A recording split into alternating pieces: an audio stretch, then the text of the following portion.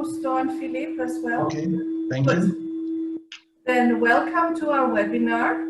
My name is Tatiana Gaspar and I'm the Managing Director of the Latin American Chamber of Commerce in Switzerland, based here in Zurich.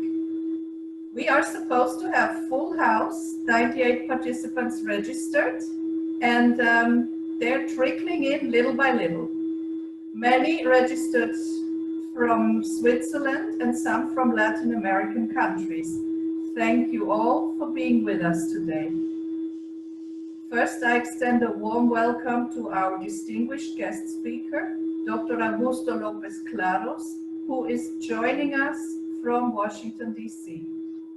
We are delighted, Augusto, that you accepted to be our panelist today and speak about COVID-19 in a very particular context.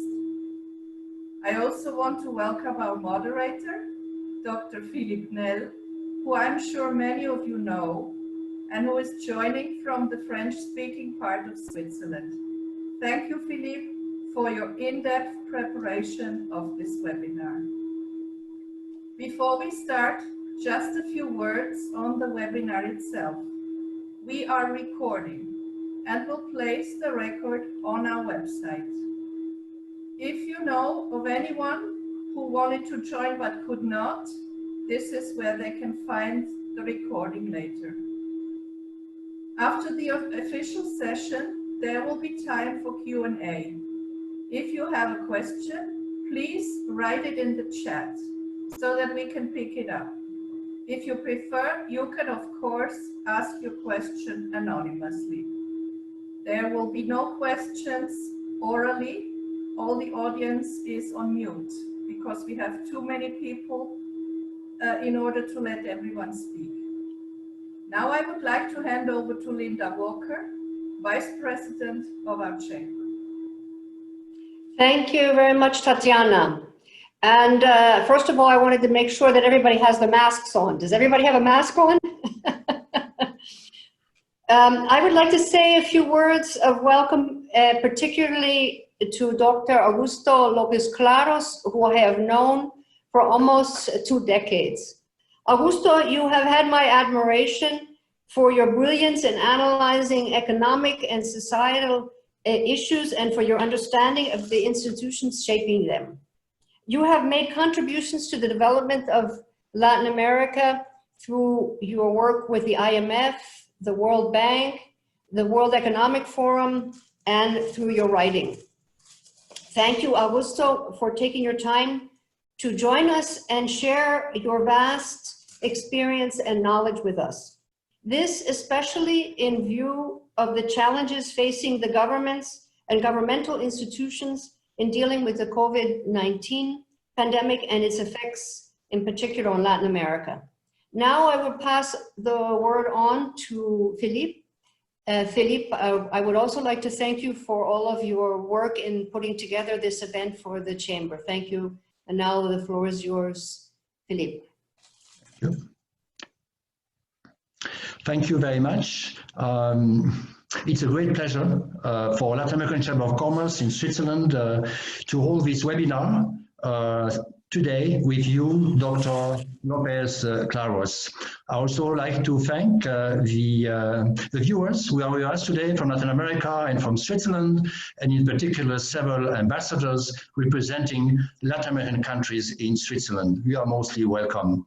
Dr. López-Claros, you have just co-authored this book titled Global Governance and the Emergence of Global Institutions for the 21st Century. It was published early this year by Cambridge University Press.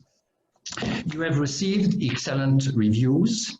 Your book is timely because we live presently a very severe world crisis, while at the same time facing significant governance shortcomings at the global level.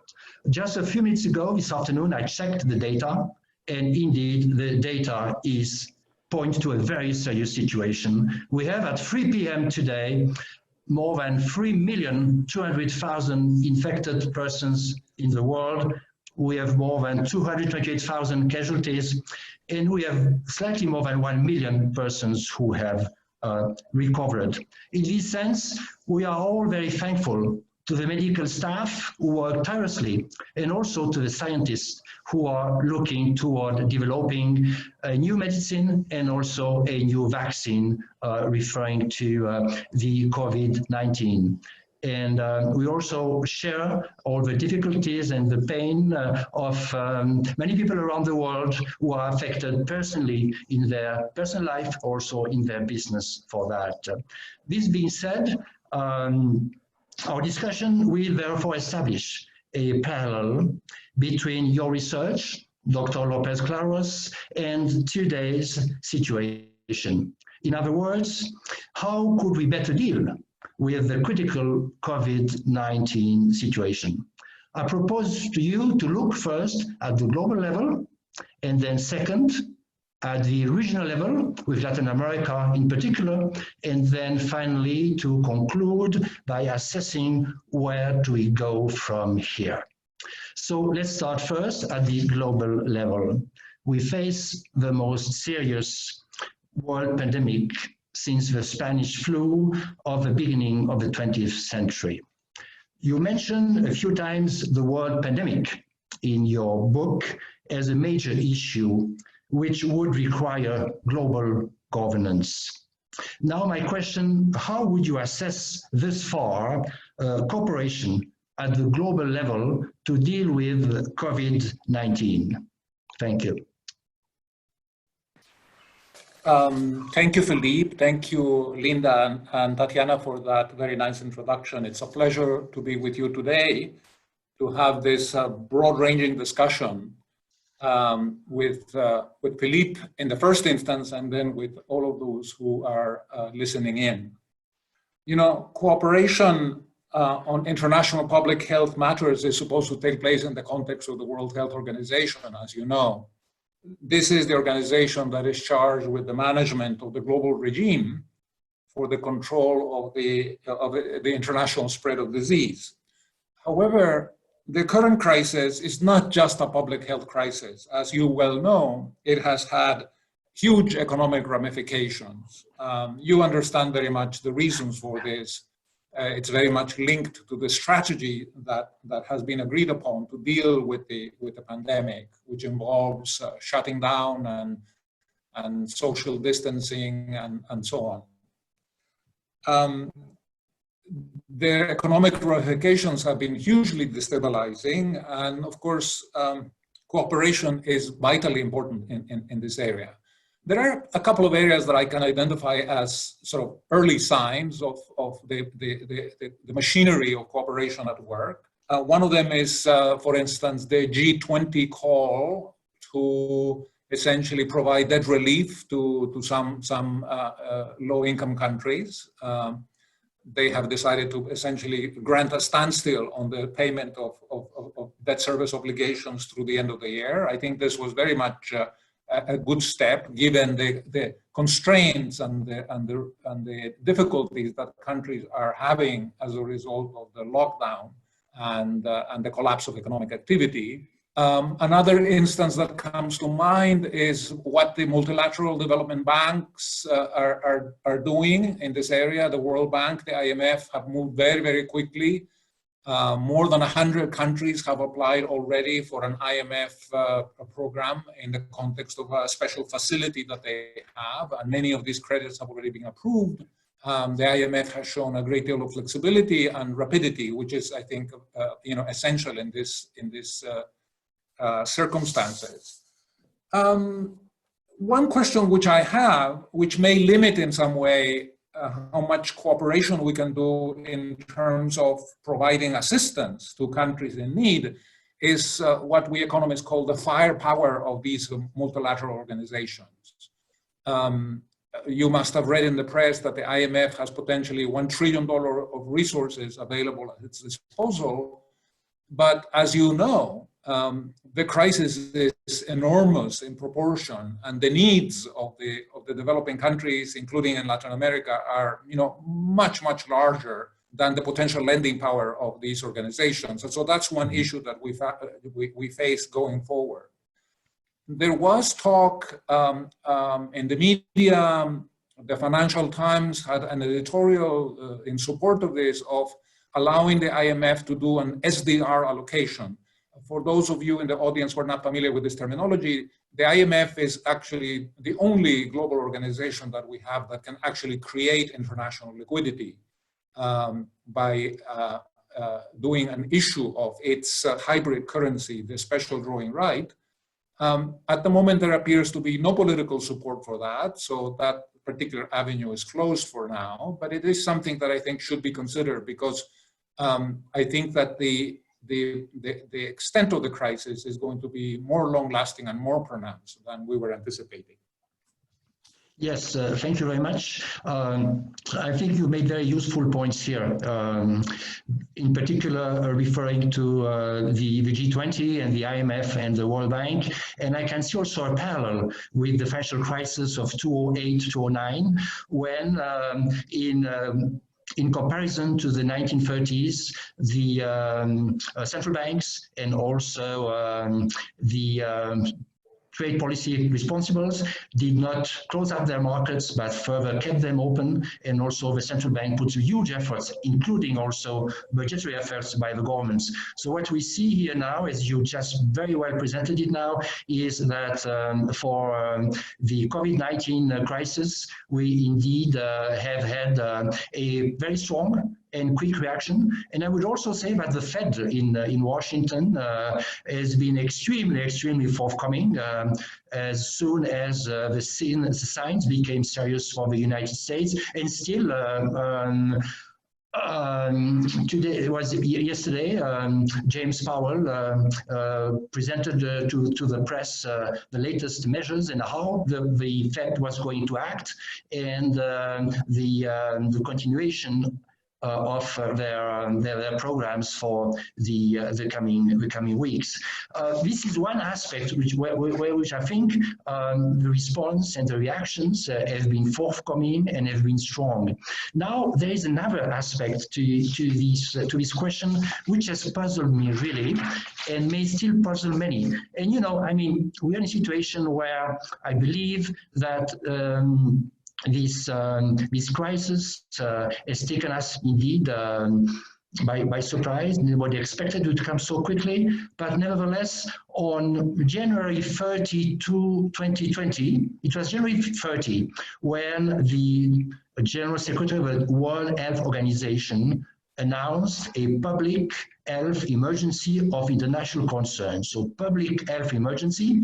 At this time, end of January, there were 86 cases in Europe, 86, and no casualty yet, But the WHO did announce an emergency, a public health emergency. Now, the question really for us, that puzzles us, is that this emergency has been announced. There were 86 cases. And what was really missing in terms of knowledge of how an epidemic, a pandemic, can move into a society? Because as I see the way we have been still living here and in Switzerland, at the end of February 29, I was invited to a wedding with a few hundred people, and I was wondering if I was able to go or not. Nevertheless, people were still going on as if, you know, we are in a normal situation. So what do you think that really should have been done at that time for consciousness, really, to wake up and to call it really a call as it should have been done? You know that there is already a kind of a framework for cooperation within the World Health Organization. It is called the International Health Regulations. This is a set of agreements between the members of the World Health Organization that were actually first adopted way back in 1969 and have been updated and renewed with regularity since then. The last update of the IHR, the International Health Regulations, was done in 2005 after the fairly successful containment of the SARS virus, as you will remember. And one of the significant elements of that particular update was essentially the undertaking to significantly strengthen the obligations of members to notify the World Health Organization of public health emergencies. Right? Now, the WHO, has been the subject of some criticism in recent weeks, as you know. People have said that it could have acted faster. People have raised questions about its independence. Having myself worked for international organizations for a good part of my professional career, I'd just like to highlight for all of you that there is always a kind of a tension between what I call the surveillance functions of the organization, whether it's the IMF, the World Health Organization, any one of these multilateral organizations. They have a charter, they have a mandate, they are called upon to do certain things, but at the same time, they are membership organizations, and the countries, sovereign nations, are members of the organizations. And there's always this tension. A country in the middle of a crisis may wish to avoid a panic, may wish to avoid embarrassment, may have acted in ways that are not especially sort of helpful. And so they bring pressure on the organization to be flexible, to be more understanding, and so on. Let me give you an example of this tension. The IMF, which is one of the more weighty multilateral organizations, certainly the one with the largest pocket of resources, they have great leverage vis-a-vis the countries that borrow from it. They have very little leverage vis-a-vis the countries that are some of the largest shareholders. And because of this asymmetry in the way that they deal with their members, we got ourselves the 2008-2009 global financial crisis. Because in fact, even if they had wanted to, the IMF could not have really steered some of the larger economies, into a better public policy framework, better regulation of the financial system, and so on and so forth, right? So I think it is, the multilateral organizations, they can advise, they can warn, they can counsel, but they cannot obligate the members, which are at the end of the day sovereign nations, to act in particular ways. And I think that this is just one of the limitations that we have at the moment in our current sort of framework for international cooperation. Yeah, no, I thank you very much, and I share your views. Myself, I know quite well the World Trade Organization, as I spent quite a number of years leading the Swiss delegation on various committees. And indeed, what we say is that the WTO is a member-driven organization. And also through your book, where you propose some reforms, important reforms of the international system, you go into that direction of pleading for keeping all these organizations. We need them. We see how much today we need the World Health Organization, but having structures which would enable them, when there is really a big problem, to be able to act. And it is in this respect too that I think that your book is making a significant contribution, and even more today, that we are facing this situation. Now, what I would like to add finally is that when we heard about end of January, and then sometime in February in Italy, not far from my home, just 200 kilometers, there were two small villages which were fully isolated. But we did not realize yet. We have every day about, let's say, 70,000 people coming from Italy to work in Switzerland as border workers, including 15,000 people going to work in Swiss hospitals because we do not have enough nurses, and so on and so forth. So we did not really realize that there was a pandemic. And I think what we have learned from the future is that as soon as it breaks up somewhere, then we just need to know that it's going to come, that it is going to come, and therefore we will have to take some some measures, mitigating measures, extremely soon, what we have not done this time, so that we are all really responsible of what has happened to us. Now turning to the second area is the regional area, to Latin America. The Economic Commission from Latin America just issued 1 week ago a forecast that economic activity in Latin America may decrease by 5.3% in 2020. And this will be the sharpest decline since the Great Depression in 1930. Export may fall by 15%. Unemployment increased from 8.2 to 13.2%. And poverty increased from 185 million to 209 million people. Now, when we look at Latin America, I also checked the numbers this afternoon, just before talking to you, to see a bit, what was the situation there. And I found a few interesting things. The first thing, indeed, latest number, 3 p.m. this afternoon, Brazil has 79,600 cases with 5,000 deaths. And after Brazil, you have Latin American countries from the Pacific Rim. You have Mexico, you have Peru with almost 30,000 cases. And then you have Ecuador, almost 25,000 cases. And then Mexico, almost 18,000. And then Chile, almost 15,000. So, we see an Asian link perhaps there. Colombia is less, only 6,200, well, 6,100 too many.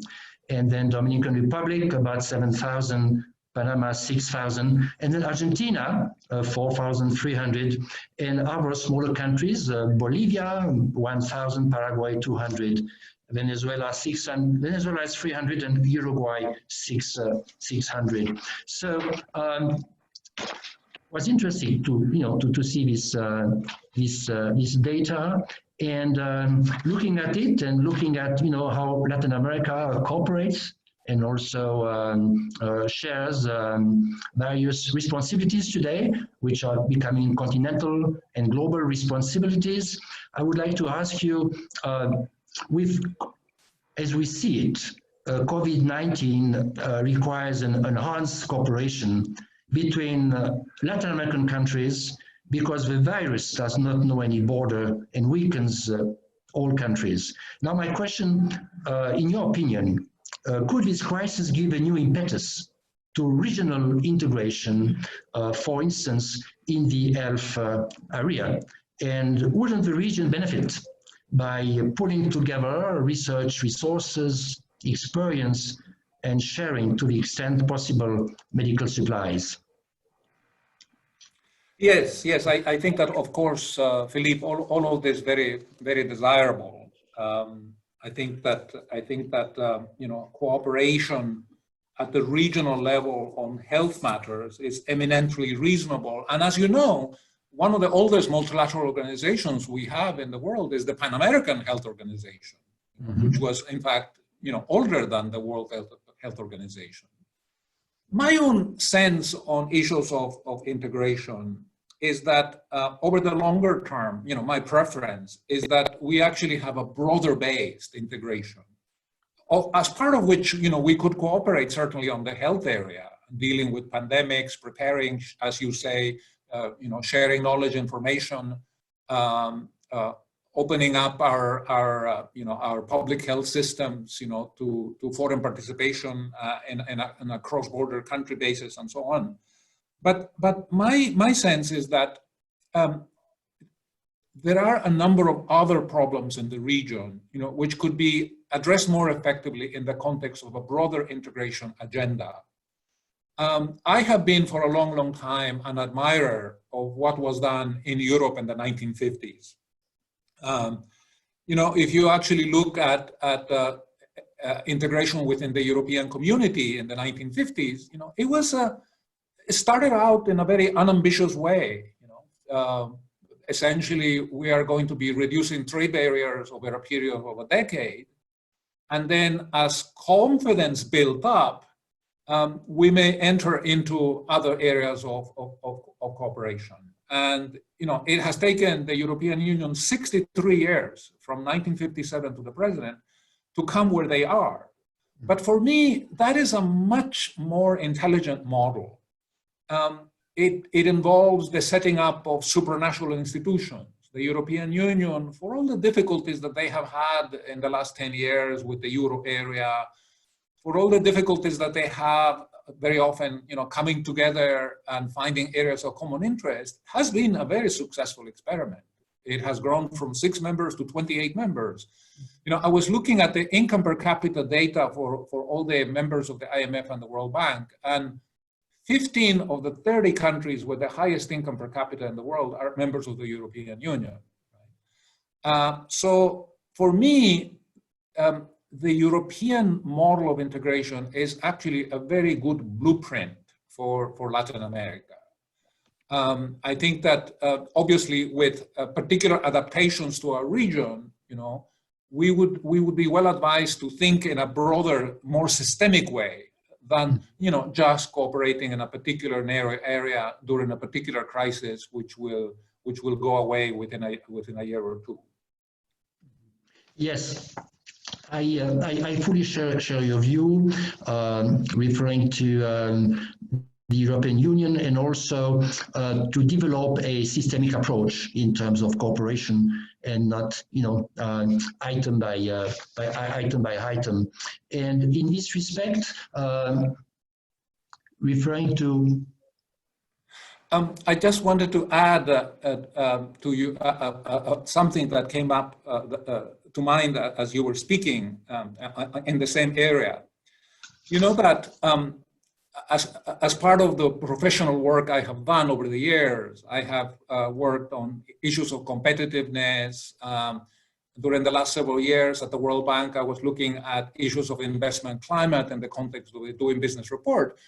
One of the things that for me has been very sobering as a Latin American, is to see how the countries of Central and Eastern Europe, I'm thinking, Estonia, Latvia, Lithuania, the Czech Republic, I'm thinking of Slovenia, even Poland and Hungary, which of course have other problems at the moment, which raise serious questions of rule of law and so on.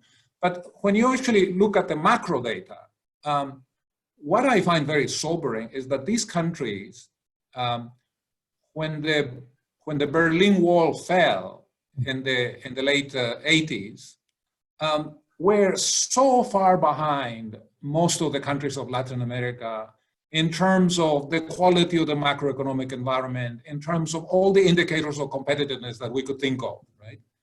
Oh, yes. And yet, over the next decade, in the 1990s and the early part of the new century, all of these countries were heavily engaged in a process of modernizing their legal framework, implementing reforms so that they could qualify for membership into the European Union. And once they entered, the incentives changed. And now they needed to compete with Germany, they needed to compete with, Denmark and Sweden. And 25 years later, I am somewhat disappointed to have to admit that they have overtaken much of the Latin American region in terms of indicators of competitiveness and in terms of other achievements. And one part of that story was essentially joining the European Union, having to modernize their economies to adapt and to enter to a larger set of very competitive, countries with very high income and very sophisticated business communities, operating on the technology frontier already. And for me, the fact that we in Latin America have sort of fallen behind, many of these economies in Central and Eastern Europe should be a kind of a sobering call for us to essentially ask ourselves whether in fact, going forward, we should not be thinking in terms of strengthening these mechanisms of integration with a view to improving our competitiveness and productivity. Yes, I think this. I fully share your view here. And what I would like to say as a complement is that based on your reference to the European Union and now to the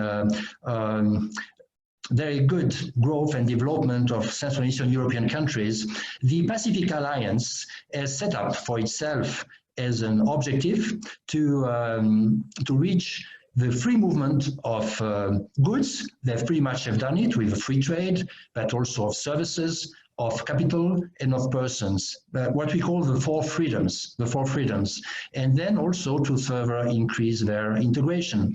Therefore, the Pacific Alliance countries indeed have sensed the gains that one could obtain by enhancing and by further integration. And in the past few years, the Pacific Alliance indeed have had some of the best growth in Latin America, in particular the smaller countries, Peru and Chile, and also Colombia. Therefore, I believe these countries should carefully look now into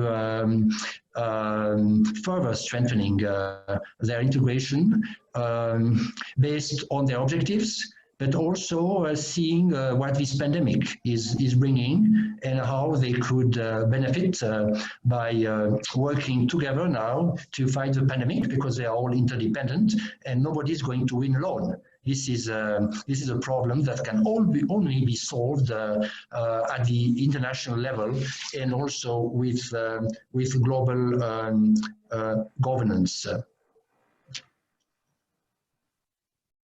Now, my question to you: do you think in Latin America that one group could take a lead?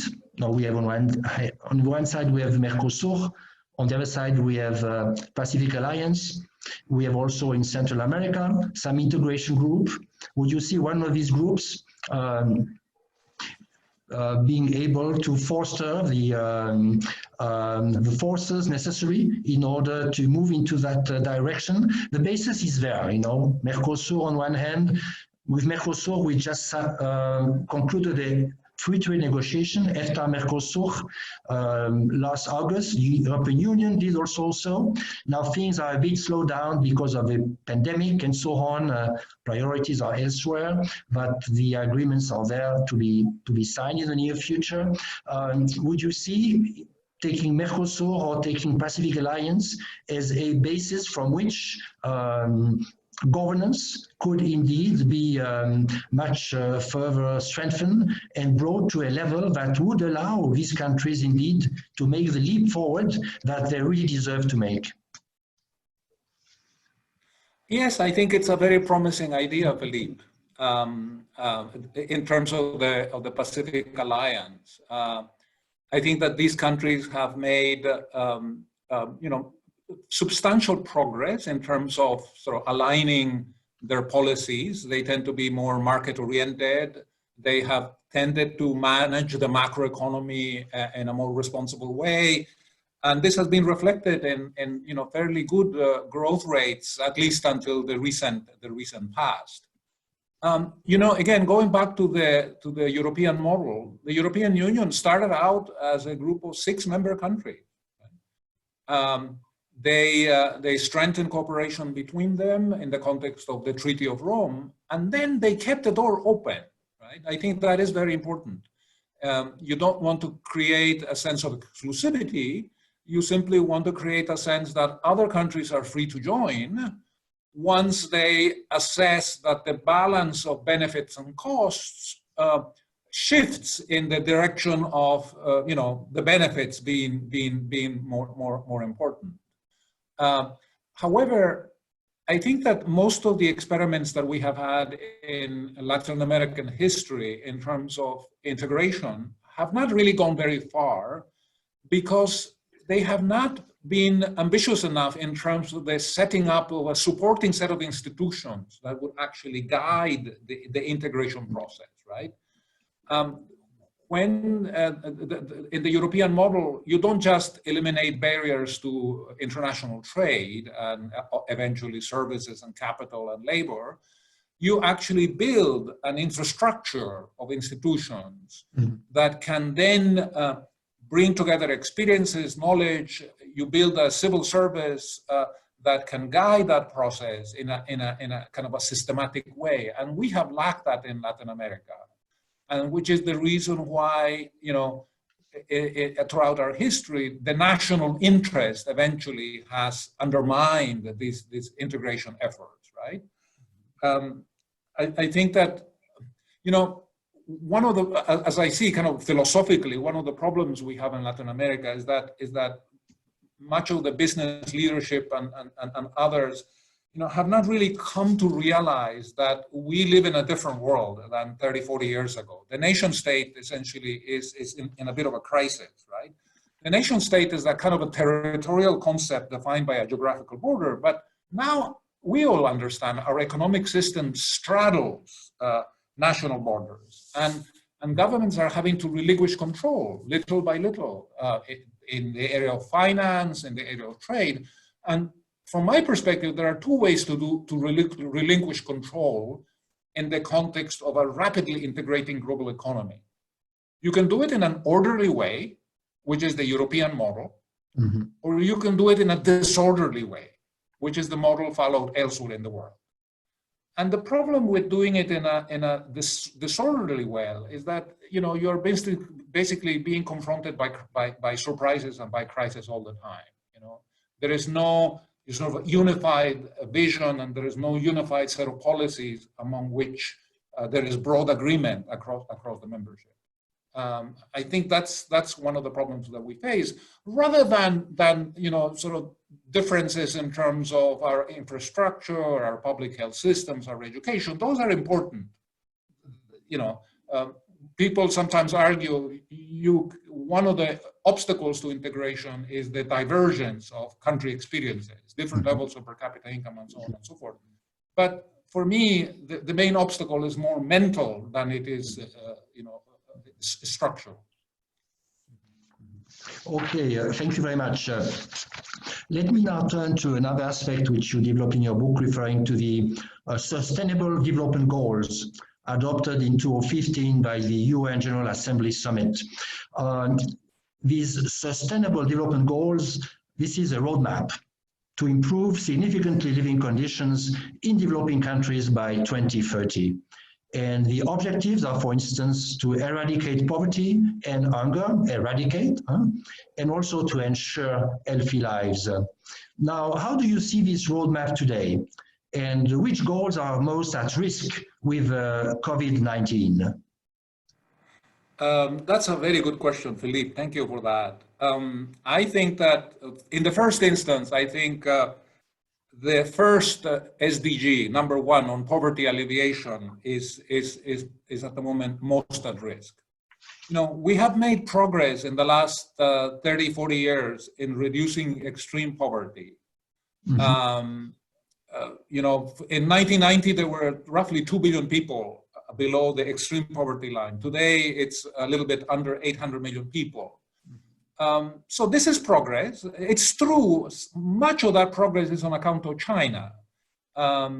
If you look at the data coming from Africa and from other parts of the world, you know, it's less encouraging. But on the whole, there has been progress. But, you know, with some of the numbers that you have quoted, the very sharp contraction of output, not just in Latin America, but across the planet, everywhere. I mean, this crisis is global, in a way that the global financial crisis of 2008 was not. You know, in 2008, 2009, you at least had some countries like China that were still growing and that turned into kind of locomotives for the global economy. But today the crisis is complete, it's comprehensive, it's total.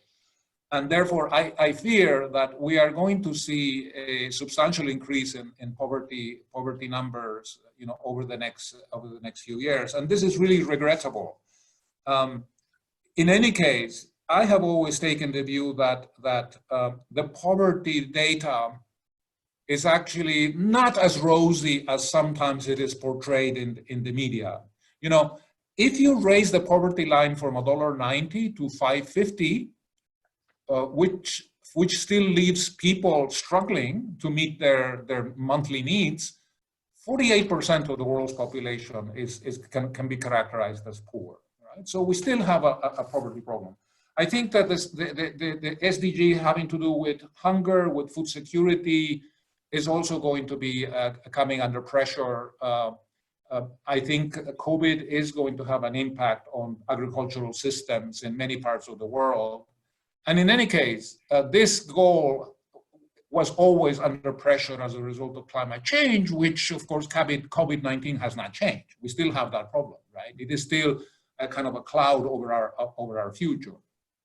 I think that another one that worries me is the question of gender equality, the fifth SDG.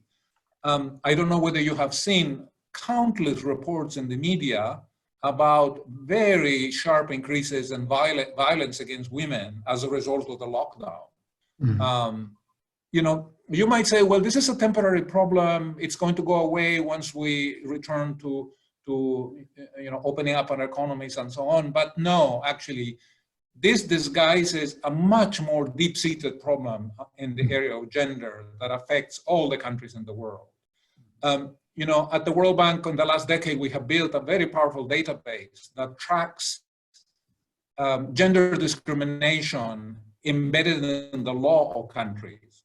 We look at the Constitution, the Civil Code, company law, family law, 6 or 7 different legal instruments for 190 countries. And we ask ourselves, where in the law in these countries is discrimination against women part of the legal framework? And it turns out that there is something like 1,700 cases across the world affecting 90% of all the countries, where we can identify discriminations. And so we have a long, long way to go in terms of empowering women and in terms of delivering the benefits for society associated with the incorporation of women to the job market and with giving them opportunities.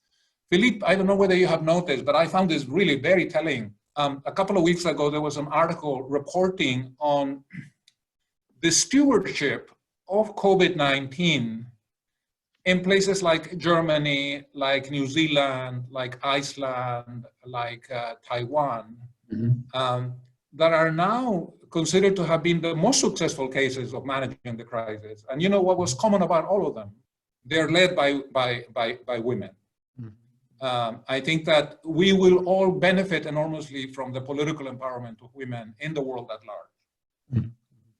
No, I fully share your views indeed. And, in developing countries, and in very many cases, in particular in poor areas, the women play the key role to raise the children and also to get the food. Therefore, they play an essential role in the societies of developing countries and also in our societies, as you just mentioned right now. So this is there has been some very significant changes in that, in considering women, and as you mentioned, and many important positions now, including the head of the European Central Bank, held by women, and also the IMF held by women. And I think indeed that is important. We need to have the most capable people to address the most important problems we have to face with. So I fully share you.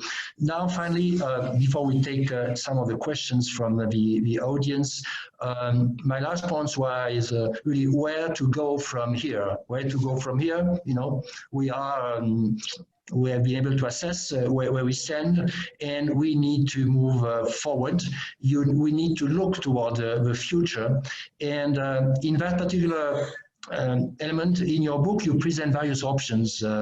One is business as usual, muddling through, or drift. And with COVID-19, what I'm asking myself is, and also with any other future pandemic, because we don't know if there is a second wave or third wave coming up. Therefore, is it still reasonable today to continue the old ways of muddling through, or shouldn't we not really look with determination to what is at stake and how could we, but far better, pull forces together? You know, it's a very important issue that you're raising. And let me just make a kind of a sort of share some thoughts with you on I think what is perhaps one of the most important questions of the moment. You know, how do we go forward? How do we empower ourselves not to be constantly surprised by these global calamities, right?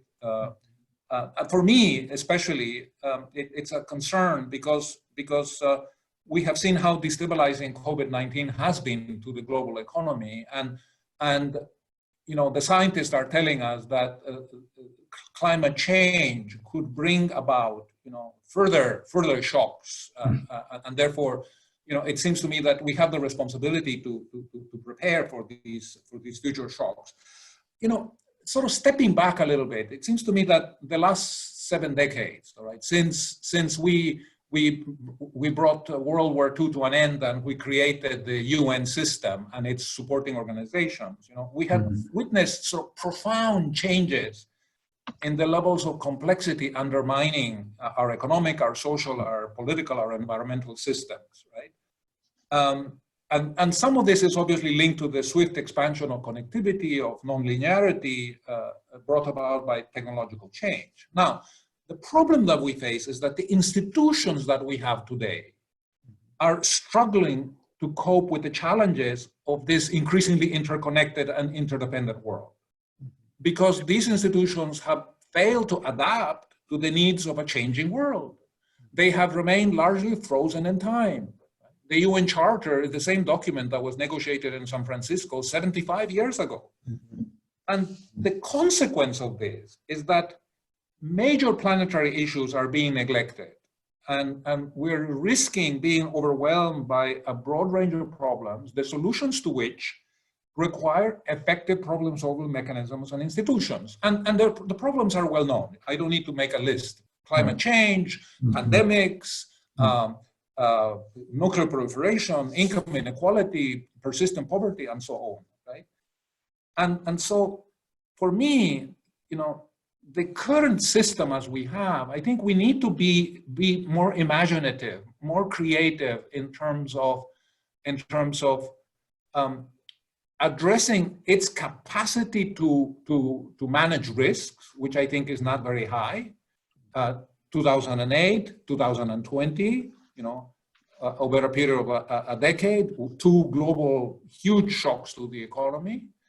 And so instead of being surprised by these catastrophes, I think that we need to be asking ourselves, you know, what kind of innovations do we need to make to our current sort of global order in order to better prepare ourselves, you know, to deal with the next crisis? Because I have no doubt whatsoever that we have other crises coming our way.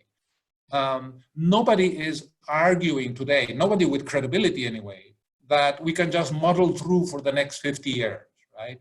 That we are going to be essentially somehow finding solutions in an ad hoc way to all of these problems, because our yesterdays or our tomorrows are going to be just like our yesterdays during the last 75 years. Nobody's making that case, right? And therefore, you know, in a context of a completely interconnected world, you know, the issue of international cooperation and beginning to think in innovative ways about, you know, how to immunize ourselves against these global shocks is tremendously important. So for me, it is the most important question of the 21st century. And it's one of the motivations why we wrote the book, actually.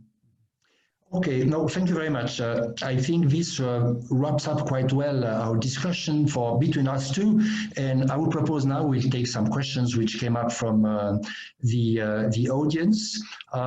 Maybe Tatiana, could you read some questions, because they don't appear on my screen? Yes, indeed. Thank you very much, Augusto. Thank you, Philippe. A first question was forwarded by Ambassador of Paraguay, Lilian Lebron. She asks, Mercosur is the group with the most solid institutional structure, but called to be bureaucratic. Other groups are faster, but lack of institution. So which way is more desirable for trade? Tatiana, the sound did not come very clearly. Philippe, can you please, I can hear you better. Can you please sort of summarize the question for me? Okay, thank you. Yes, the question referred to the fact that you have on one hand Mercosur, which does have some institutions for the organization, and with difficulty, to move forward. And on the other hand, you have other groups, maybe take Pacific Alliance, with very little institutions. So the question was how really to find the balance, how to do it in Latin America so that it could work. Mercosur, they have institutions, but it doesn't work so well. And Pacific Alliance, they don't have institutions, but certainly would help if they would have some institutions. Yeah, I think that the idea of coming together perhaps as a region and consulting more closely on issues that affect us, is perhaps the most important thing that we can do. And what particular institutional arrangement we choose, to channel this desire for greater integration, I think is perhaps of secondary importance. One of the reasons why the United States became, in the 19th century and into the 20th century, the preeminent economic and military power in the world, was because in the 18th century, they essentially established a new economic model. They brought together the colonies and they gave the monopoly of the use of force and other important areas to a federal government. And essentially, having put aside, conflict among them, they launched in a process of economic and social development, infrastructural development, and so on, which, throughout the 19th century, which eventually resulted in, this very substantial global power. At the moment in Latin America, we don't have, let's say, a unified energy market. We don't collaborate to a great extent on issues of infrastructure. We tend to still see our development through the optic of sovereign states, that are operating within a restricted, national environment, right? And I think that the 21st century is essentially the century where we have one global economy, where barriers have largely disappeared, and where we need to adapt our policies to that broader context. And I think that whether we do it through initially, regional groupings like the Pacific Alliance and Mercosur, or whether we do it in a more collective, more sort of integrated way, it's an interesting question. I don't have the answer for that. But I do feel that we need to move in this direction, because as a region, otherwise we run the risk of being left behind. Yes, I think that's the important message. There is a need to move into that direction. Otherwise, Latin America may fall further behind other continents, which has been the case now in the past 20 years, because developing mainly on commodities is really not the way in order to be able to bring forward a whole society. Now, Tatiana, could you come up with another question, please?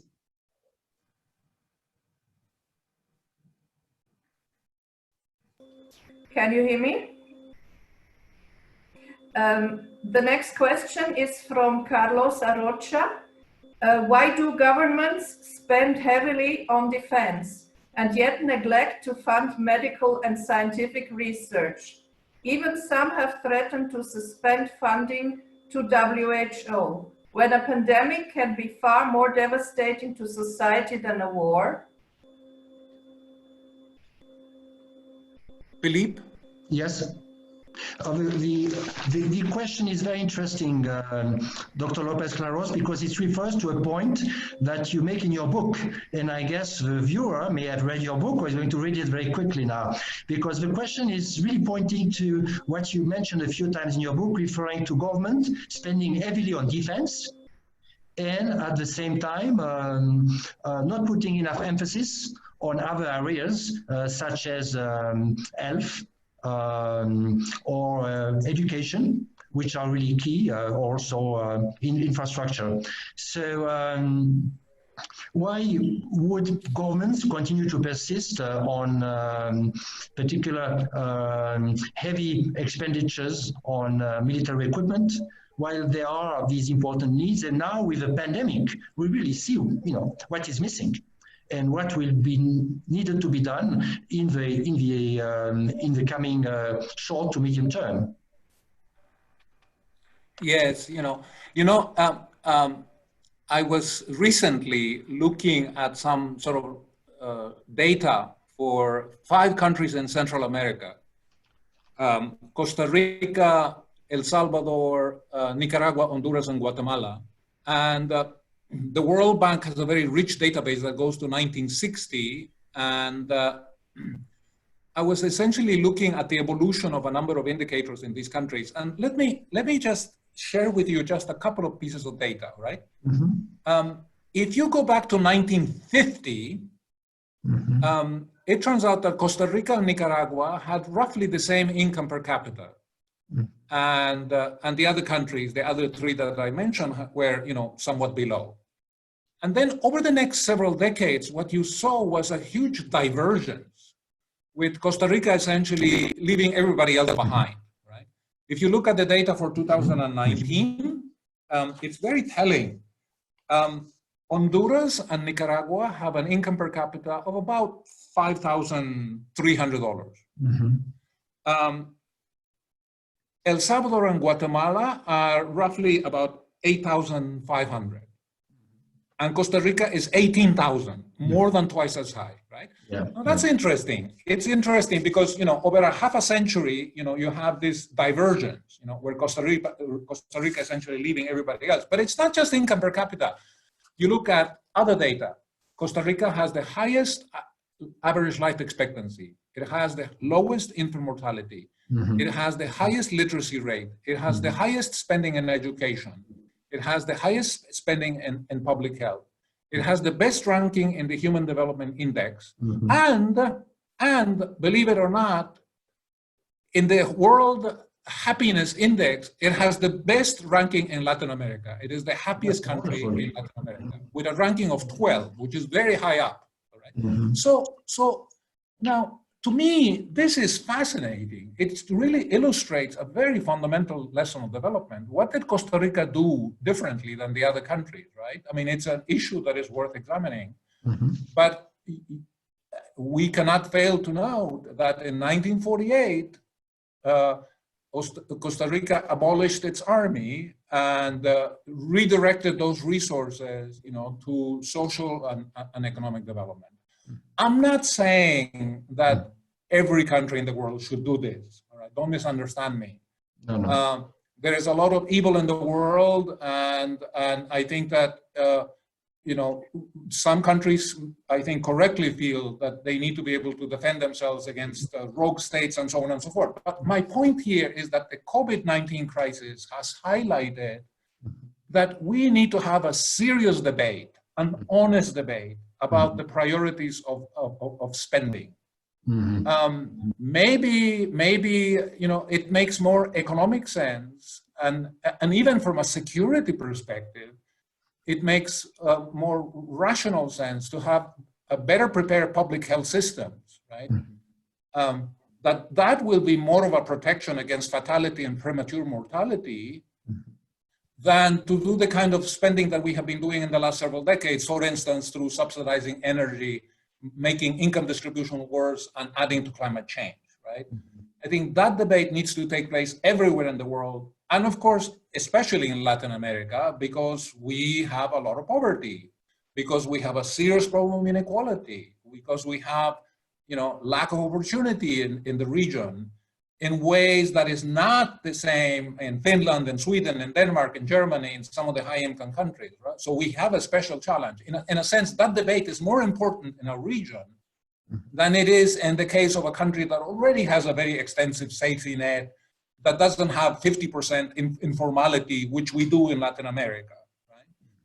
I think that, let's not let this crisis go to waste. Let the crisis then become a catalyst for some really serious soul-searching and debate at the national level, including the business community, including civil society organizations going forward. We cannot simply take this as business as usual. That's one of my concerns, that come December, the crisis is going to be waning and the economies are going to be picking up again. And then we'll basically just say, let's forget about this. Let's not have this discussion. And then what? Well, 5 years from now, we get hit with the next crisis and we're back to where we started, right? We must avoid that scenario at all costs.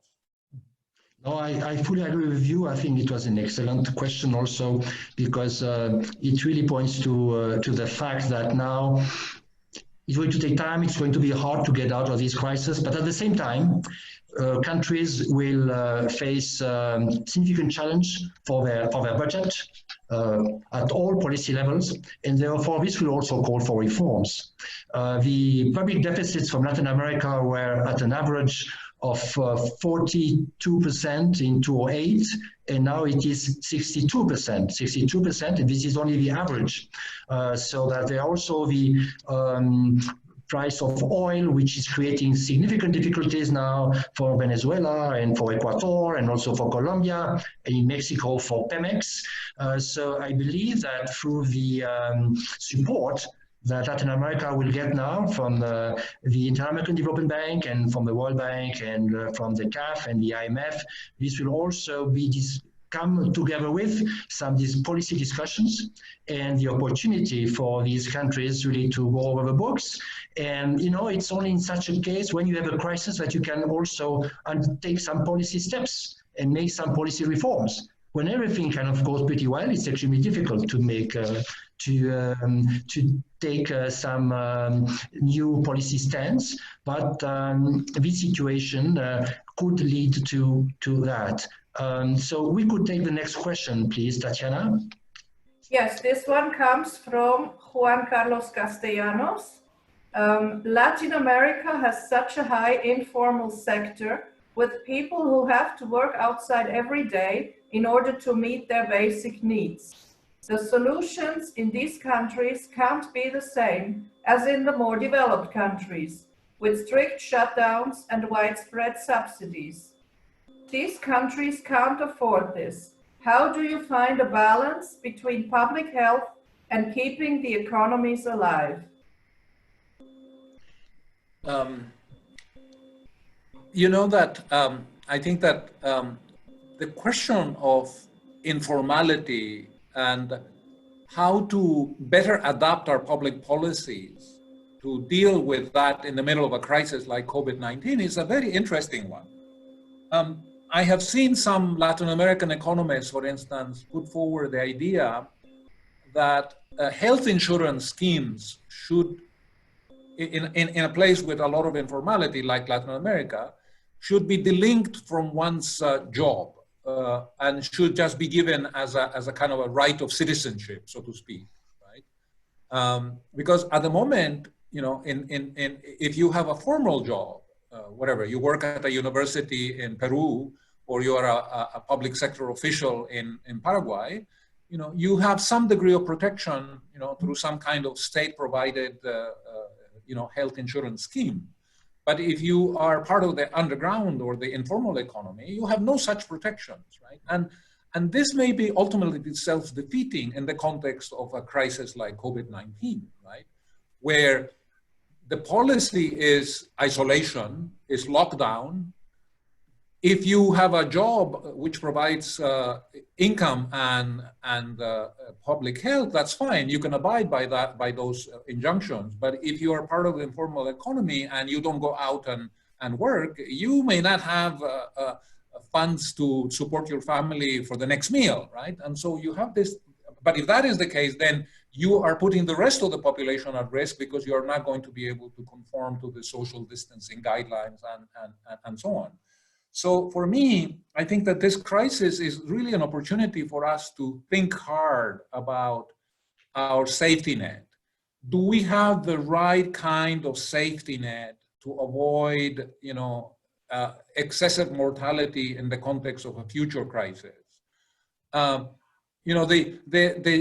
editor of the British medical journal, The Lancet, a few days ago gave an interview in the Financial Times where he has already indicated that he expects that there will be another pandemic in coming years and that it might actually be worse than this one, right? So I think it would be highly desirable and responsible for us now to be rethinking, do we have the right kind of safety net in place, to deal with the next crisis? And that obviously raises the issue of, are we spending our public resources in an efficient way? And it also addresses the point raised by Philippe. Philippe said public debt levels have gone up in the last 10 years in Latin America from 40% to 62%. And that 62% is before this crisis, right? My expectation is that they will go further up in coming years as we deal with the consequences and the impact of the crisis. And so therefore, with rising debt burdens, the issue of how better to deploy our scarce public resources acquires added urgency. For me, this is perhaps one of the most fundamental policy questions that arises out of the crisis for us in Latin America. Okay, I share fully your view, Dr. Lopez-Claros, and indeed one concern that I do have is that looking at Latin America and even more so at Africa, you do have very modest people living 5-10 in a room with various generations, and based on this pandemic that we do have, this might mean that based on today's condition, that the fight toward the pandemic could still go on for some time, because the basic conditions of distancing, for instance, just can't be met in Africa, as we see through the press, and also in some parts of Latin America. So this is exactly mean that once we go back over the books, some changes will have to be done, definitively, in order to protect and to offer better conditions to the people today which are most at risks, and these are the people generally which living conditions are also the most modest. Okay, Tatiana, could we have time for another question?